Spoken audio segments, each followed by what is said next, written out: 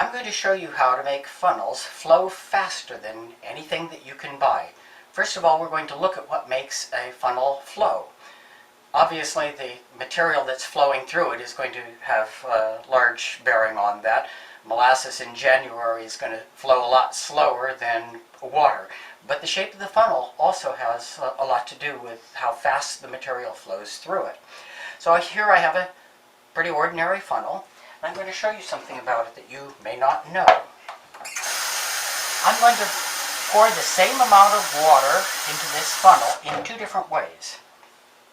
In both cases, I'm going to put 2 cups through it, and I'm going to count the time that it takes for the water to flow through.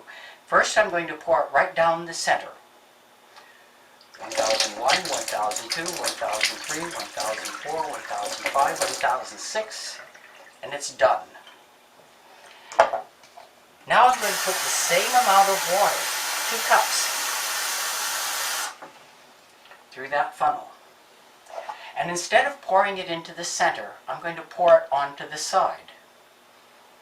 1001, 1002, 1003, 1004, 1005, 1006, 1007, 1008, 1009, 1010, 1011, 1012.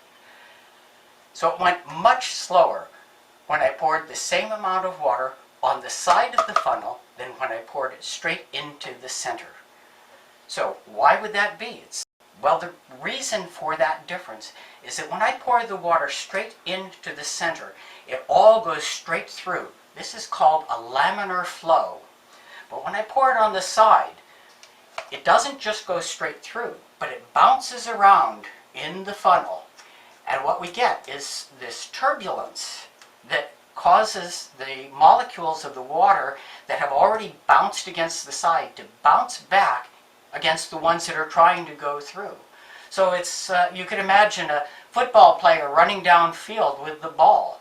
If there aren't any defenders, he's going to go a lot faster than when there are a bunch of people trying to slow him down. Is that we don't want to always have to pour straight down through the center, but there's something else that we can do. This neck, the length of the neck, plays a big role in how much turbulence you get. The shorter the neck is, the less opportunity there is for this turbulence to slow down the flow of the water. And to show that, I'm going to cut this neck length in half, and we're going to do this again.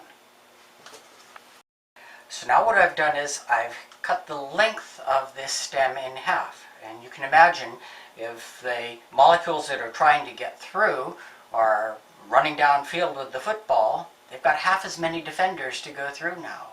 They get through a few of the defenders and then they're home free. They can make their goal. And we will see that in the flow rate.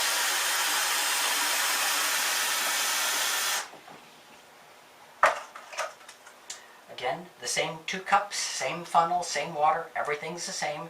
And now I'm going to pour it on the side as before so that it's still got the turbulence. I'm not going to pour it in the center. 1001, 1002, 1003, 1004, 1005, 1006, 1007, 1008, 1009, 1010.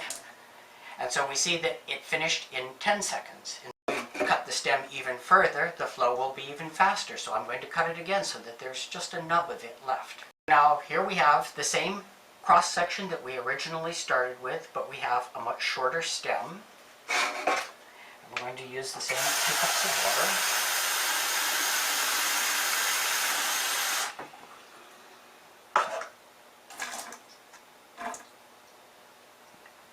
1001, 1002, 1003, 1004, 1005, 1006, 1007, 1008, 1009. So now it went through in 9 seconds instead of 10 seconds. So it is going faster with less of a stem.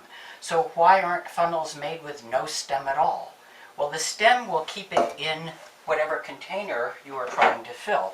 So if you take a funnel like this with essentially no stem and you try to put it on a container, it's going to easily fall out of there.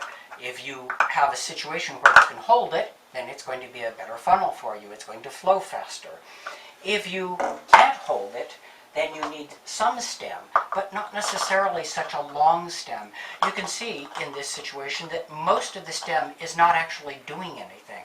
If you cut the stem to the point where it is effectively holding the funnel in the container, but is shorter, then you will get a faster flow. Now this is with water, and water flows well under any circumstances. With powder, you find there is a much bigger difference. The long stem will almost always jam up with something like cumin or pepper or whatever powder you might be putting through it, and the shorter stem makes a big difference with the powder. But even still, if you need this small of an opening, it's going to be slow. But this is too small of an opening. I don't need such a small opening to get even into my smallest containers. So you think, well, I'll use a bigger funnel.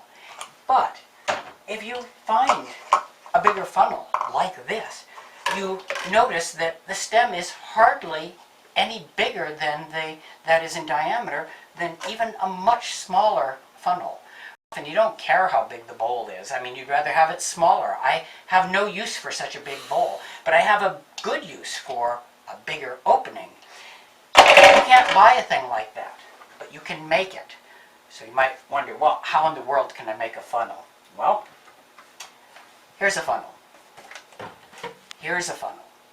All of these products are the source for a funnel, and it's the kind of funnel that you want. Here we have what we really want, a big opening. We want the biggest opening that will go into whatever our container is. So what are the best containers to make funnels out of? Well, I would say first of all, don't use something like this that's asymmetrical, because it's difficult to use. But most containers are like this. They are much more symmetrical. It doesn't have to be round. Here's an alcohol bottle, and it's a more of a square shape, but that's still a perfectly good shape for a funnel. Now you'll notice that the size of the container is not necessarily an indicator of the size of the opening. For example, these two bottles of water, they're obviously much different in size, and yet they have exactly the same size neck. There is a difference in these, though, in how big the bowl is, or how rapidly the bowl opens up. So I have made two different sizes of that. I have a small one that is made from the smaller bottle. The neck is the same size, but it has a shallower, smaller bowl than this one, which is same size neck, but it's made from the larger bottle. And something else, you'll see that a lot of these have a long neck. This is a mouth rinse bottle. This has a long neck, and we don't want to have that neck. We've already seen that the long neck will slow down the flow, and so after we cut this for our funnel, we also want to shrink the neck.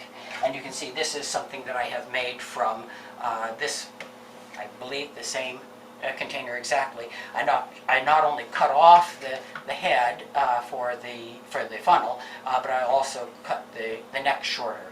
And so when you do these, you can cut them with a knife, but very often it's a little bit dangerous because the knife slips.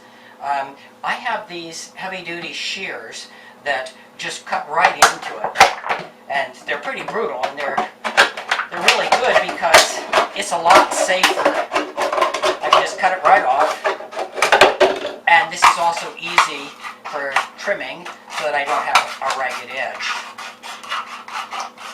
To cut the neck on something like this, it's best to cut it with a hacksaw. So where you will really find these kinds of funnels to be a big advantage is when you have powder. So I buy my spices in bulk, and some of them flow pretty well. I mean, salt certainly flows well. Pepper isn't too bad. But if you ever try to get cumin to flow through a funnel, you realize how impossible it is to do with these narrow necks. This is a good-sized funnel. This is probably the biggest I would want to use for transferring bulk spices into a smaller jar. And if I try to put basil into my jar, you see almost none goes into the jar. It is all just sitting in the funnel. Now what I'm going to do, is do the same attempt to fill this jar, but I'm going to use a funnel that I've made out of, I think this is a mouthwash jar.